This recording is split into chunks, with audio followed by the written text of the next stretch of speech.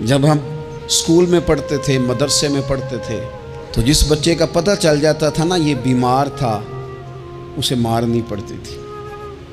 جس کا پتہ چل جاتا تھا نا کہ اس کے گھر میں کوئی پریشانی آ گئی تھی، اسے مارنی پڑتی تھی۔ غصہ دلانے والی بات یہ ہوتی تھی کہ گھر والے کہتے تھے کہ ہم نے تو بھیجا تھا، صبح تیار کر کے بیگ دے کے اس کو روانہ کیا تھا، اور جب پتہ چلتا تھا نا کہ یہ آیا نہیں، وہاں بیٹھ کر وقت گزارا، وہاں بیٹھ کر وقت گزارا۔ اب یہ وہ مسئلہ تھا کہ استاد اس پر یوں ہوتا تھا کہ جس طرح وہ پورے جلال میں آ گئے۔ اس بات نے انہیں اتنا غصہ دلا، وہ تو بیٹھا رہا، جان بوجھ کے نہیں آیا۔ اس کو شدید مار پڑتی تھی۔ جب ہم بڑے ہوئے، کتاب و سنت کو دیکھا تو کچھ چیزیں عجیب سی سمجھ میں آئیں۔ سیاستہ میں حدیث موجود ہے کہ صحابہ کرام علیہم رضوان فرماتے ہیں کہ ایک جنگ کا موقع تھا، تو وہ رستے بڑے سخت تھے، دشوار گزار گھاٹیاں تھیں، بڑی مشکل سے ہم نے وہ راہیں طے کی۔ ہمیں لگا کہ اس جہاد پر ہمیں بہت اجر ملے گا، اور پھر ہمارے دلوں میں یہ بھی خیال آتا تھا کہ فلاں فلاں فلاں فلاں تو صحابی آئے نہیں، وہ تو گھر میں رہے۔ اللہ کے محبوب صلی اللہ تعالیٰ علیہ وسلم نے ہمارے ان خیالات کو بھانپا اور کریم فرمانے لگے تمہیں اس جہاد پر بڑا اجر ملے گا، لیکن یاد رکھنا تمہارے کچھ بھائی ہیں جو گھروں میں بیٹھے ہیں، مجبوریوں نے، آزمائشوں نے، پریشانیوں نے، عذر نے انہیں آنے نہیں دیا۔ جتنا تمہیں صبر کر کے، مشقت جھیل کے، سفر کر کے جہاد کا ثواب ملے گا، اتنا ہی انہیں گھر بیٹھے بیٹھے بھی ثواب ملے گا۔ آئے نہیں، یہ کس بندے کا معاملہ ہے جو عذر والا ہے؟ اور اگر کسی کے اجتہاد میں غفلت ہو گئی، حضرت کعب بن مالک رضی اللہ تعالیٰ، یہ بھی صحیح بخاری میں، کل چلا جاؤں گا، حضور تو جہاد پہ چلے گئے لیکن اجتہاد میں غفلت ہو گئی، کل چلا جاؤں گا، پرسوں جاؤں گا، ترسوں، فرماتے میں جا ہی نہیں سکا، حضور واپس آ گئے۔ جن منافقوں نے جھوٹ بولے جا کے کہ یہ مسئلہ ہو گیا تھا، یہ مسئلہ ہو گیا تھا، ان کو تو مل گئی معافی، لیکن میں چونکہ مخلصین میں سے تھا خدا کے فضل سے، اور ہو گئی تھی غفلت، 50 دن نبی کریم مجھ سے ناراض رہے۔ 50 دن اللہ کے لیے کہ تو رب کے رستے میں جہاد کرنے نہیں آیا، 50 دن حضور ناراض رہے۔ فرماتے تھے مدینے کی گلیاں میری تھیں، سب میرے اپنے تھے، پر کریم جو ناراض تھے تو کوئی پھر سلام بھی نہیں لیتا تھا۔ مجھے یوں لگتا تھا کہ مجھے دیکھ کر ہوائیں اور فضائیں بھی رستے بدل جاتی ہیں۔ 50 دن میں مسجد میں آتا تھا، جب میں چہرہ ادھر کرتا تو حضور مجھے دیکھتے، اور جب میں حضور کو دیکھتا تو کریم چہرہ بدل لیتے۔ میں ویکھاں تے یار نہ ویکھے، تے جدوں نہ ویکھاں ادوں ویکھے، ایڈے نصیب کتھوں تتڑی دے، میرے وچ ویکھن دے ویکھے، غلام فریدہ بوئے یار دے مرنا ہے پاویں ویکھے یا نہ ویکھے۔ ختم ہو گئی بات۔ حضرت کعب بن مالک کہتے ہیں 50 دن کے بعد پھر رب کریم نے میری توبہ قبول کی، اور مدینے والے رسول نے اعلان فرمایا جو عذر کی وجہ سے نہیں جا سکے، مجبوری سے، انہیں گھر بیٹھے بیٹھے ثواب ہے، لیکن جن کے اجتہاد میں غفلت ہوئی، سمجھنے میں غفلت ہوئی، کل پرسوں ترسوں چلے جائیں گے، ان سے 50 دنوں کی ناراضگی ہے۔ کتنے لوگ ہیں جن کی فجر گزر جاتی ہے بستر پہ، زور گزر جاتی ہے پھٹے پہ گپوں میں، عصر گزر جاتی ہے چائے پینے میں، مغرب اور عشاء موبائل پہ لیٹے لیٹے بیت جاتی ہے، اور ان سے آپ گفتگو کریں تو وہ دانشور ہیں، آپ بات کریں تو پنچایت ختم کرنے والے لوگ ہیں، آپ ان سے بات کریں تو وہ عالمی سیاست پر نظر رکھتے ہیں، آپ گفتگو کریں تو شعور کی اعلیٰ گتھیاں سلجھاتے نظر آتے ہیں۔ خدا مجھے ایسی خدائی نہ دے کہ اپنے سوا کچھ دکھائی نہ دے۔ یہ غفلتیں ہیں، یہ شورش ہے، یہ اپنے منہ سے خود میاں مٹھو بننا ہے۔ اس غفلت کو تھوڑا سا توڑا جائے، ورنہ زنگ لگ جاتا ہے صلاحیتوں کو۔ جو لوگ تھوڑے دن موٹر سائیکل نہیں نہ چلاتے، ان کے لیے مشکل ہو جاتا ہے پھر اس کو سٹارٹ کرنا بھی۔ ہمارے استاد کہا کرتے تھے جو لوگ پڑھاتے نہیں انہیں کتابیں بھولنے لگ جاتی ہیں، جو لوگ کوئی کام کرتے نہیں پھر وہ آہستہ آہستہ وہ زنگ آلود ہو جاتا ہے، وہ کہتے ہیں اب نہیں ہو سکتا تم سے، اب مشکل ہے۔ سجنوں، دوستوں، بزرگوں، بھائیوں، جو لوگ شروع میں عبادتوں کے عادی نہیں ہوتے، وقت ضائع کرتے ہیں، بڑھاپے میں دل کرتا ہے توبہ ہو جائے، لیکن اپنے ماتھے کو سجدے کی عادت ہی نہیں ڈالی،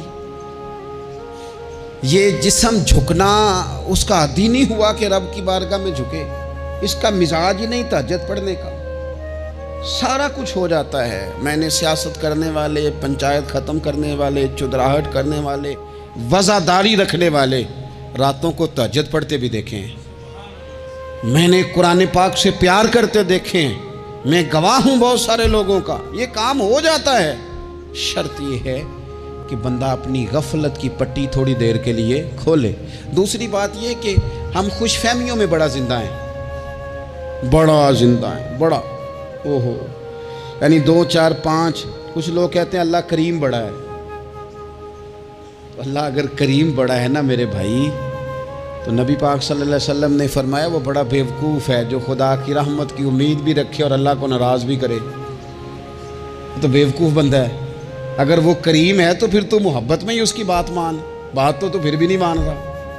کچھ لوگ کہتے ہیں نبی پاک صلی اللہ تعالیٰ علیہ وآلہ وسلم شفاعت کریں گے، بھئی ہمارا تو سہارا ہی اس بات پہ ہے، حضور سفارش کریں گے، پر نبی پاک نے درجنوں جگہوں کہا ہے جو میرے طریقے پہ نہ چلے فلیس منا، مجھ سے نہیں۔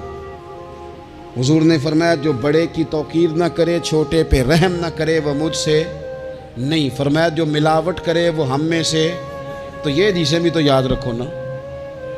شفاعت کی بات انکار نہیں، حضور گناہگاروں کی ہی کریں گے، لیکن یہ حضور نے جو ہمیں اسباق پڑھائے یہ کس لیے پڑھائے؟ یہ بھی تو ہماری سمجھ کے لیے ہے نا۔ یہ ساری چیزیں ہم نے غفلت بنا کے اپنے اوپر اوڑھ لی، اور پھر سب سے بڑی بات یہ، جو لوگ جنت کے وارث اور مالک ہیں نا، کریم محبوب نے فرمایا یہ جو میری بیٹی فاطمہ ہے جنتی عورتوں کی سردار ہے، تو یہ تو جنت کی مالکہ اور وارثہ ہیں، وہ تو ساری رات ہی نماز پڑھتی تھی، تو سارا دن عبادت کرتی تھی، پاک سب سے زیادہ تو ان کو تھا، تو یہ تو 1 منٹ کے لیے مصلی سے جدا نہیں ہوئے۔ اور جنہوں نے صرف امید لگائی ہے، کوئی ان کے پاس ڈگری نہیں، وہ بن کے بیٹھ گئے ہیں، وہ کہتے ہیں جناب جنت، مطلب ہم جسے کہیں گے معاذ اللہ وہ جائے گا، دوسرے کو جانے دیتے ہیں۔ اپنی زندگی میں خوش فہمیاں نہ لائیں، یہ غفلت پیدا کرتی ہیں۔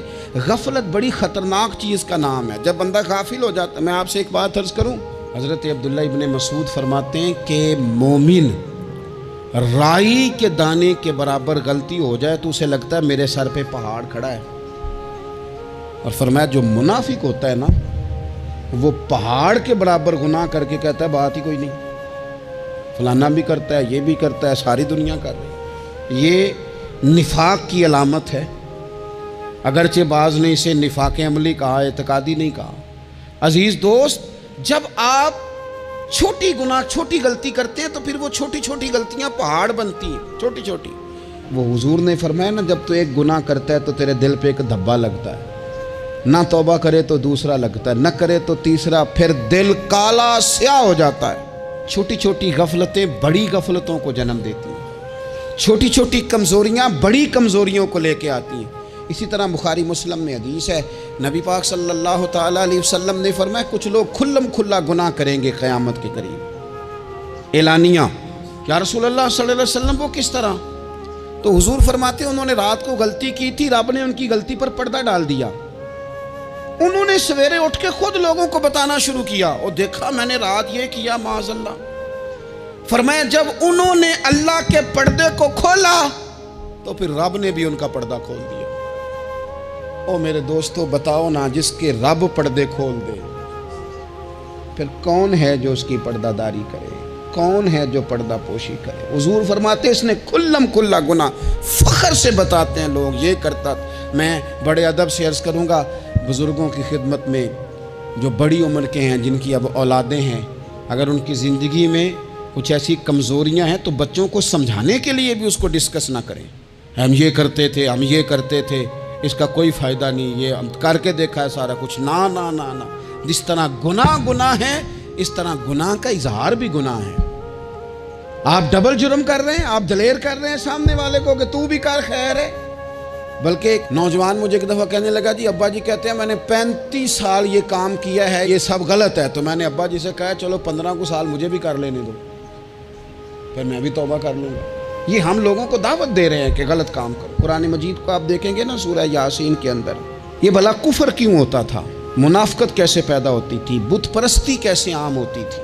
دنیا کے اندر ستارہ پرست، سورج پرست، چاند کی پوجا کرنے والے یہ لوگ کیسے پیدا ہوتے تھے؟ غفلت کی وجہ سے. جیسے جیسے یہ اللہ کی بارگاہ سے دور ہوتے جاتے، یہ مختلف قسم کی عبادتوں میں، شرک میں، کفر میں مبتلا ہوتے جاتے. قرآن مجید سورہ یاسین کے اندر ارشاد فرماتا ہے کہ اللہ تبارک و تعالیٰ نے قرآن مجید کو اس لیے اتارا ہے لِتُنذِرَ قَوْمًا مَا أُنذِرَ آبَاؤُهُمْ، تاکہ آپ ان لوگوں کو ڈرائیں جن کے باپ دادا کو نہیں ڈرایا گیا. اور نتیجہ کیا ہوا؟ فَهُمْ غَافِلُونَ، وہ لوگ غفلت میں چلے گئے. ڈرایا نہیں گیا، سمجھایا نہیں گیا، کسی نے سبق نہیں پڑھایا. تو میں آپ سب سے گزارش کروں گا کہ خیر کی بات بتاتے رہیں، خیر کی بات کہتے رہیں. خیر کی بات جو ہوتی ہے یہ فائدہ کرتی ہے ہمیشہ. تو غفلتیں اپنی دور کرنی چاہیے. دوسرا یہ ہوتا ہے، ایک تو انسان جب وہ دور ہو جاتا ہے چھوٹے چھوٹے گناہ کر کے تو غفلت آتی ہے. دوسرا قرآن پاک نے ایک اور مقام پر اس کا ذکر فرمایا ہے. وہ اس طرح فرمایا ہے کہ جو انسان کی پیاری چیزیں ہیں نا بعض اوقات، جن سے وہ لگاؤ پیدا کر لیتا ہے، جن سے محبت اس کی بڑھ جاتی ہے، وہ چیزیں بھی غفلت پیدا کرتی ہیں. ان میں 2 چیزوں کا تو قرآن پاک نے نام لے کے ذکر کیا ہے. ویسے وہ ڈھیر ساری چیزیں ہیں، 1 2 3 نہیں. سیاست بھی بندے کو غافل کرتی ہے، دوستوں کی کثرت بھی بندے کو غافل کرتی ہے، کھیل تماشا بھی غافل کرتا ہے، پیسے زیادہ آنے لگ جائیں تو وہ بھی بندے کو غافل کرتے ہیں، تعریف کرنے والے زیادہ ہو جائیں تو وہ بھی غفلت میں مبتلا کر دیتے ہیں. بندہ کسی کرسی پہ بیٹھ جائے تو پھر بھی ادھر ادھر دیکھنے کو تیار نہیں ہوتا. یہ ساری چیزیں غافل کرتی ہیں. لیکن 2 چیزوں کا نام لیا قرآن پاک نے، فرمایا یا ایھا الذین آمنوا لا تلھکم اموالکم ولا اولادکم عن ذکر اللہ. فرمایا اے ایمان والو، کہیں ایسا نہ ہو کہ تمہاری اولاد اور تمہارا مال تمہیں اللہ کی یاد سے غافل کر دے. مال اور اولاد، بیوی کو، اولاد کو ایک مقام پہ قرآن پاک نے دشمن بھی کہا ہے. کب؟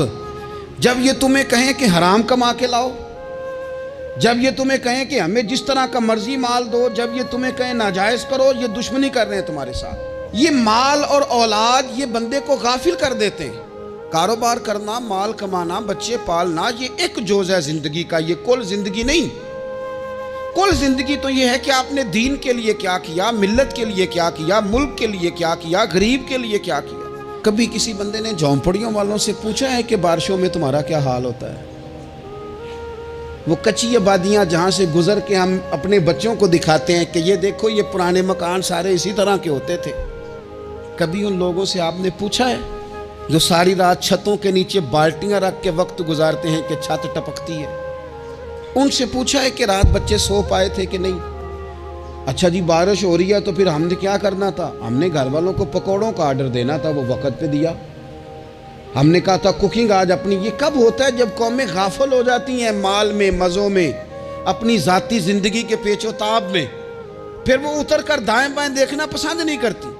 اللہ فرماتے ہیں مال اور اولاد کہیں تمہیں اللہ سے غافل نہ کر دے، کہیں ایسا نہ کر بیٹھنا کہ تم اس میں الجھ جاؤ پوری طرح اور تمہیں صرف اور صرف اپنے بچے یاد رہ جائیں. تجارت کرنی چاہیے لیکن ہم تجارت نہیں کرتے، بانی تاجر جاتے ہیں، ہر چیز کو تجارت کی نظر سے دیکھتے ہیں. ڈاکٹر آپ بنیں لیکن زندگی ساری ہی آپ ڈاکٹر بن کے نہ گزاریں، آپ کے کچھ اور تعلقات بھی ہیں، کچھ اور رشتے بھی، ان پر بھی تھوڑا غور کر لیں. غفلتیں تیزی سے آتی ہیں اور وہ آ کر کے ہمارے اوپر حاوی ہو جاتی ہیں.